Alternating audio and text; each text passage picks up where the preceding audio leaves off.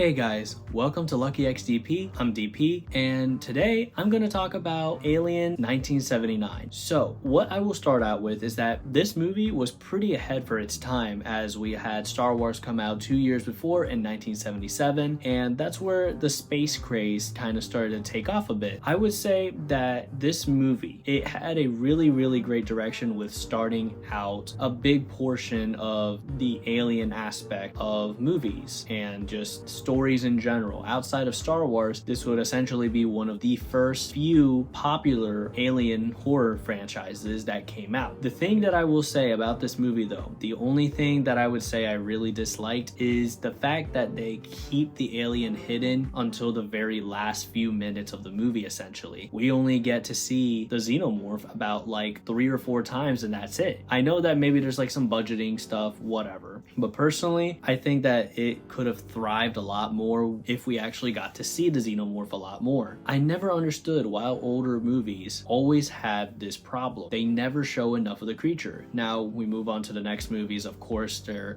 a bit better in the sense of showing the alien more often and such. And I probably will get hate for this, but personally, this movie was kind of boring. I'm not gonna lie. It was a good movie. I respect my classics. I respect it. I cherish it. I even have it as a collection right now on Blu-ray right here, but it's probably the slowest one out of all of them. It definitely had more potential to show more of the alien, and it had a lot of cheesy areas as well. But again, that is expected for 1979, where, we don't have the technology that we have now. Point being though, I would give this movie maybe a 6.5 rating, mainly because we just didn't get enough of the Xenomorph. We got a decent amount of Ripley, but I think it could have had a little more on her backstory, which we did get a decent backstory about where she came from, the reason that she is on this trip in the first place. It makes sense. But I definitely would have wanted something a little deeper if they wanted me to catch my interest with the characters, which don't get me wrong, Ripley still catches my attention with all the other movies that have come out with her. But outside of that, there really wasn't a crazy amount of depth that could have been added into this movie. I mean, heck, even E.T. had more E.T. in the movie than